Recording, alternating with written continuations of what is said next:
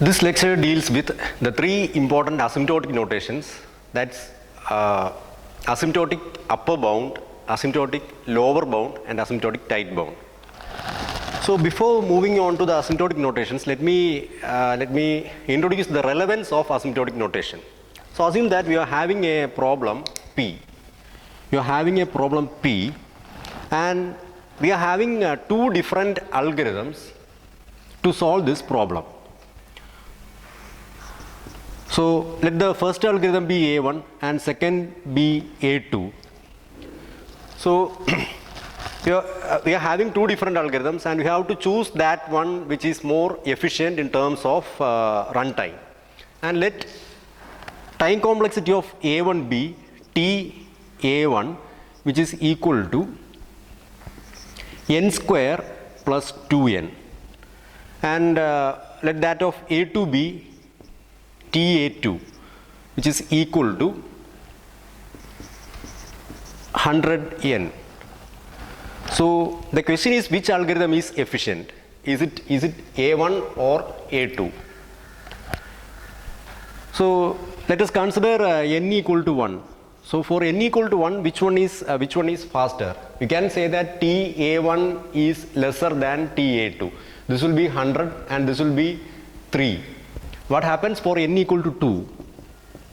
So for n equal to 1, we will say that A1 runs faster than A2. So what happens for n equal to 2? For n equal to 2, this will turn to 4 plus 4, which is 8. What about this one? This will be 200. We can say that A1 runs very much faster than that of A2. So this seems better. Now what happens for n equal to 3? For n equal to 3, this will turn to 9 plus 6, so which is equal to 15. So what about this one? This takes 300 units. Still A1 is efficient in terms of the runtime. Now what happens? So as we increase the value of, assume that you are going to increase the value of n and now n equal to 50. What happens for n equal to 50?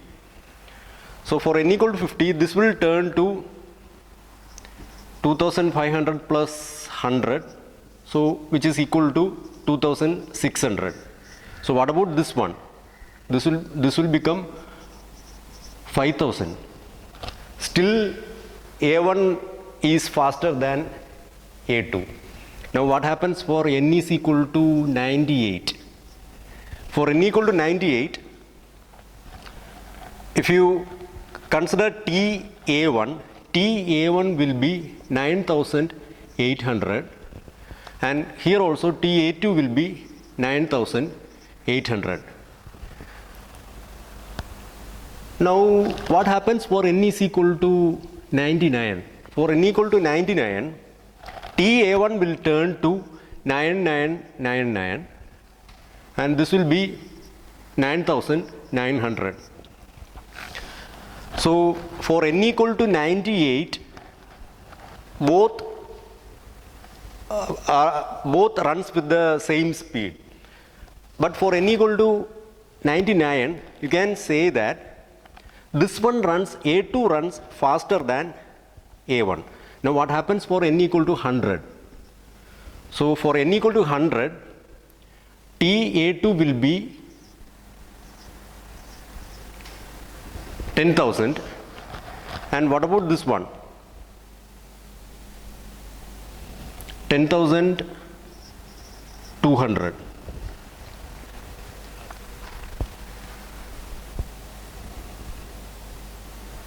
So from this it is clear that from n equal to 1 up to 98 or up to 97, this runs, A1 runs faster than A2. And from when n equal to 98, both are having same efficiency in terms of the runtime, and from 98 onwards, from 99 onwards, this runs faster than this one. So you can call this value of n as the break-even point. So for larger values of n, you can say that A2 is efficient as compared to A1. So A2 runs faster than A1. So without knowing this break-even point, you cannot compare the efficiency of these two algorithms. Here comes the relevance of asymptotic notation. And if you represent the runtime using asymptotic notation, without exactly determining the break-even point, you can comment on the runtime, or you can compare the runtime without determining the break-even point, and you can choose that algorithm which is more efficient. Okay. So let me introduce the three asymptotic notations. So first one is asymptotic upper bound.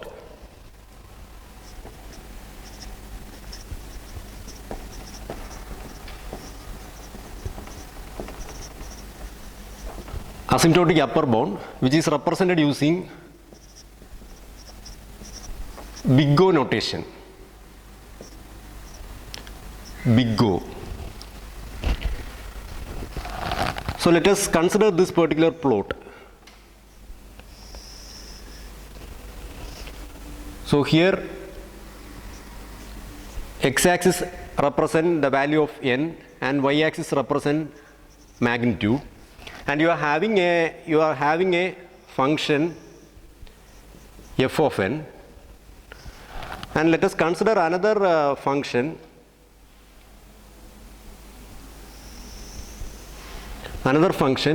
g of n, which is multiplied with a constant. It's a positive valued function, and let this point be n0. So if we consider this particular plot, beyond this point from n0 onwards, the plot or the curve c into g of n always lies above f of n, in the sense that g of n acts as the upper bound for the function f of n. Beyond this point, or from this point onwards, f of n will never come above c into g of n. So you can say that f of n is asymptotically upper bounded by the function g of n. So g of n acts as the upper bound for f of n. Now let us formally define big O notation. The function f of n is said to be equal to big O of g of n if and only if, so here you are having two positive constants n0 and c, if and only if there exist two positive constants c and n0 such that f of n less than or equal to c into g of n. F of n is less than or equal to c into g of n for all value of n greater than or equal to n0. So in this case, for n equal to n0, f of n is equal to c into g of n, and for all value of n greater than n0, f of n is always less than c into g of n. For that reason, g of n can act as upper bound for f of n. Now let us consider a simple example. So let f of n be equal to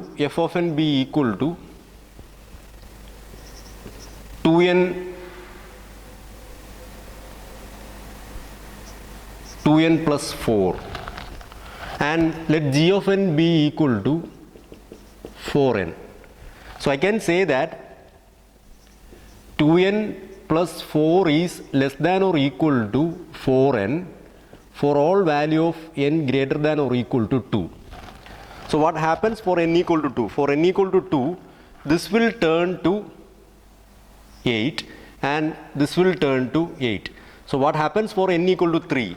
This will turn to 10, this will turn to 12. So from the value of n from 2 onwards, you can say that 4n is always greater than or equal to 2n plus 4. So in this case, we are having the constant c which is equal to 4. This is c, and this is n0. So there exist two positive constants C and n0 satisfying this condition, and you can say that for this reason you can say that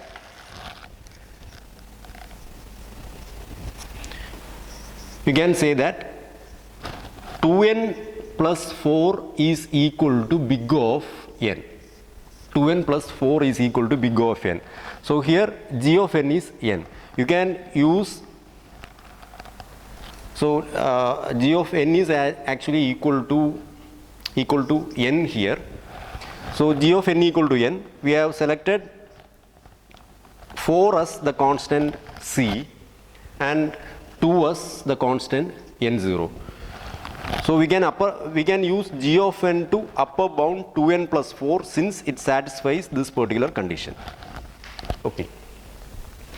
Now we can consider asymptotic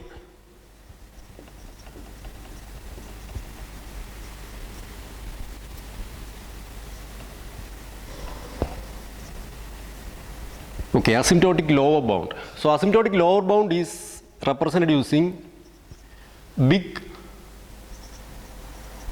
omega, that is big omega notation. So let us consider this particular plot.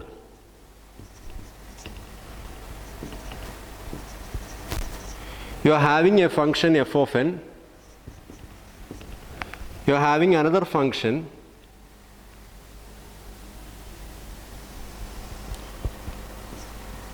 g of n, which is multiplied by c, the constant c, and let this point be n0. So from this plot it is pretty clear that from n0 onwards c into g of n always lies below f of n, or I can say that f of n always lies above c into g of n from n0 onwards. That means g of n acts as the lower bound. F of n will never fall below c into g of n from n0 onwards. Now you can formalize it like this. You can formally define big omega notation like this. F of n is said to be equal to omega g of n, if and only if there exist two positive constants. Here you are having two constants c and n0. If and only if there exist two positive constants c and n0 such that, so it is actually symmetric to big O notation such that f of n greater than or equal to c into g of n for all values of n greater than or equal to n0. That is, from n0 onwards c into g of n is always lesser than f of n. This is the formal definition, and let us consider the example. F of n is equal to 2n plus 4, and let g of n be equal to n. So I can say that 2n plus 4 is equal to omega n, since 2n plus 4 is greater than or equal to 2n for all value of n greater than or equal to 1. So what happens for n equal to 1? For n equal to 1, this will turn to 6 and this will be equal to 2. What happens for n equal to 2? This will turn to 8 and this will turn to 4. So from this it is pretty clear that for n greater than or equal to 1, it will satisfy this condition, and so I can lower bound 2n plus 4 with n. So here what are the constants? So c is actually 2, c is 2 and n0 is 1.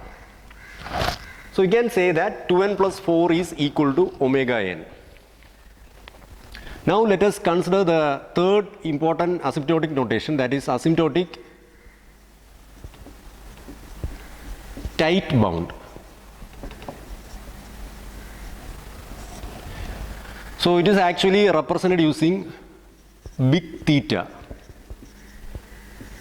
big theta notation. And we can illustrate big theta using this particular plot.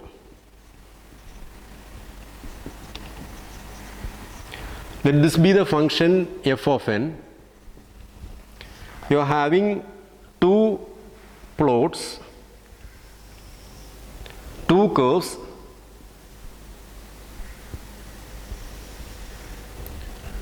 Let this be C1 into g of n. Let this be C2 into g of n. And this value, let it be n0.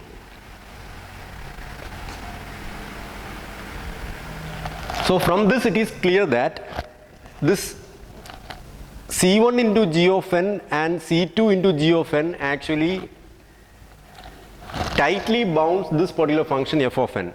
That is, C1 into g of n is the lower bound and C2 into g of n is the upper bound.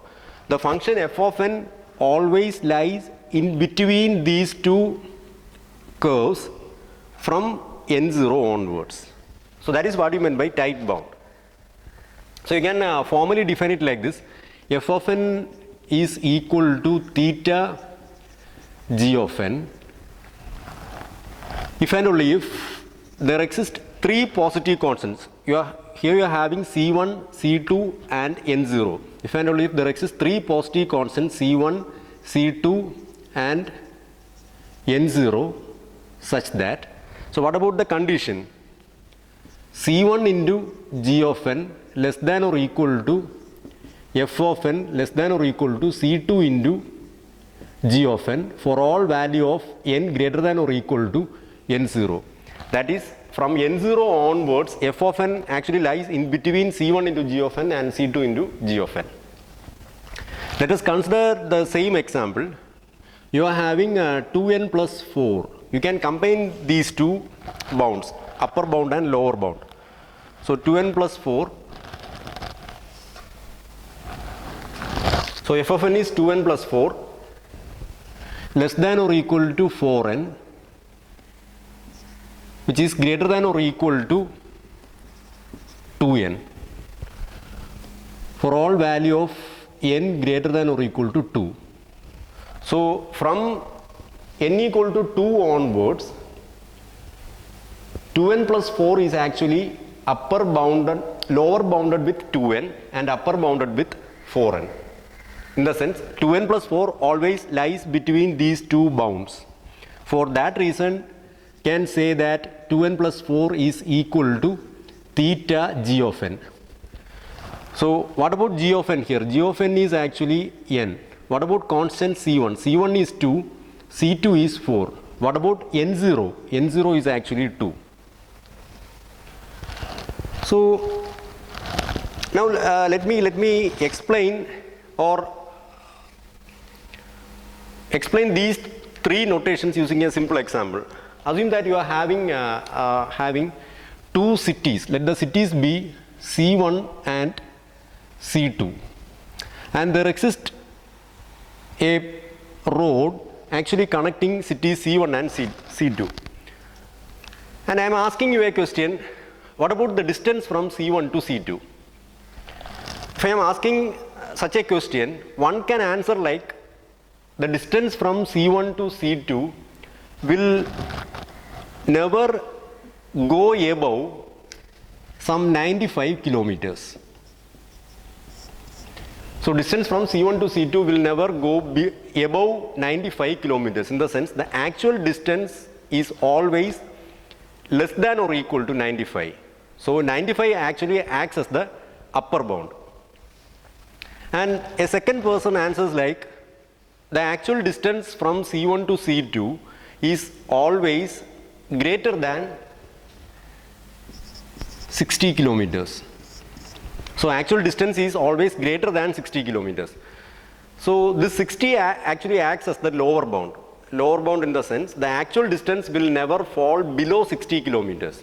Now a third person answers like the actual distance, so this 60 acts as the lower bound. A third person answers like the actual distance will be in between 60 and 90. So 60 acts as the lower bound and 90 acts as the upper bound. So that actually acts as the tight bound. You are actually defining a lower bound and an upper bound. Now, if one answers like the actual distance will never fall below 60, then the actual distance can go up to infinity also. In the sense, if you are defining lower bound, then the actual distance can move up to infinity. And again, if you are defining upper bound, actual distance is 95 kilometers, then actual distance can move from 95 to 0 also. So that's the difference. If I am fixing the tight bound, that is actual distance is in between 60 and 95, we are having a lower bound and an upper bound, and the actual distance lies in between that particular bound. That is the reason for calling it as tight bound. Now let us consider some examples.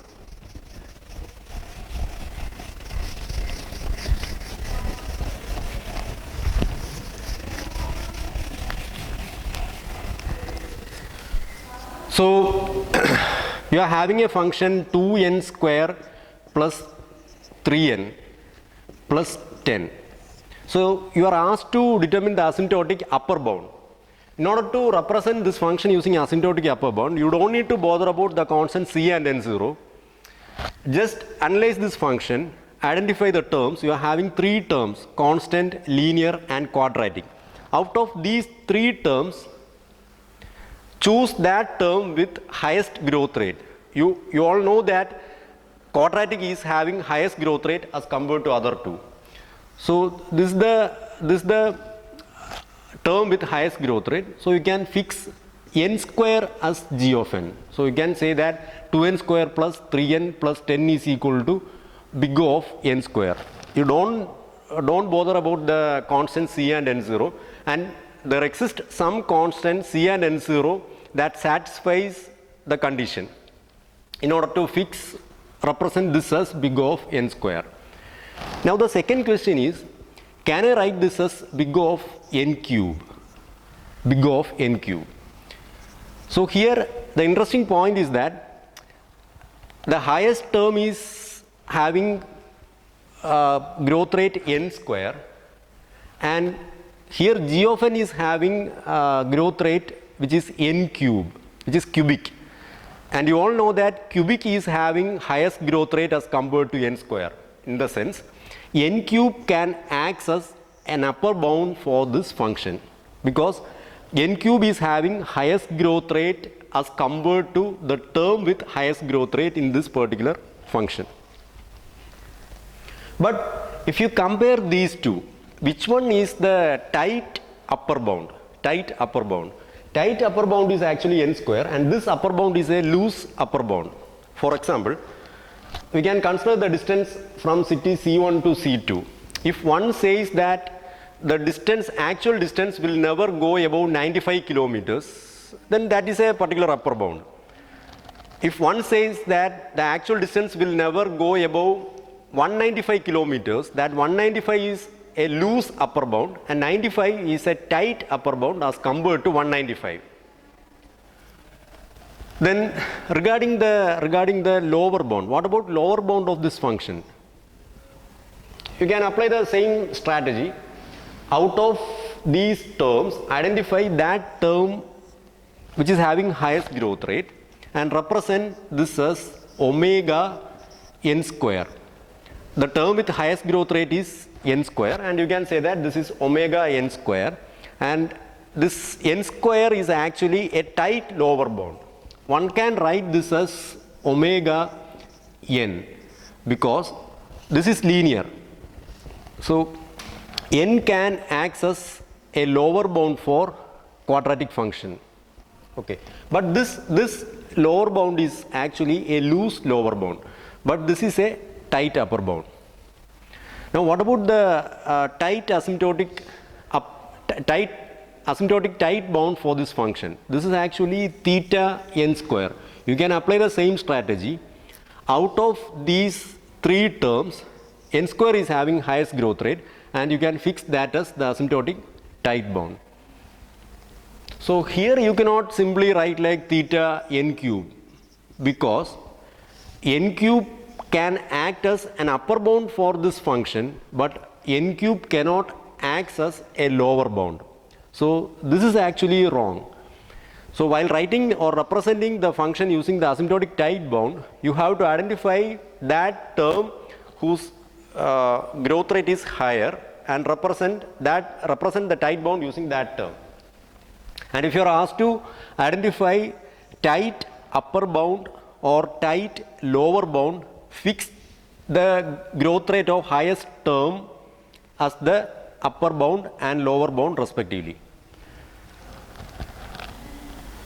So in this case you can say that growth rate of this particular function is actually quadratic.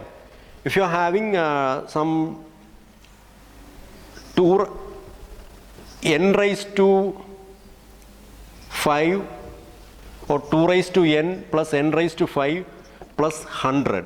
So if we consider this function, the term with highest growth rate is actually 2 raised to n. It's actually exponential. So the asymptotic upper bound will be big O of 2 raised to n. Asymptotic lower bound will be omega 2 raised to n. And asymptotic tight bound will be theta 2 raised to n. You can consider another example, 2n plus n log n, log n to the base 2, assume that it's log n to the base 2. So what about the asymptotic upper bound?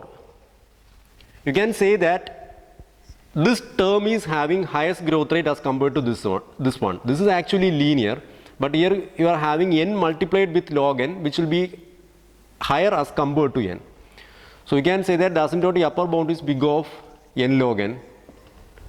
Asymptotic tight bound is theta n log n.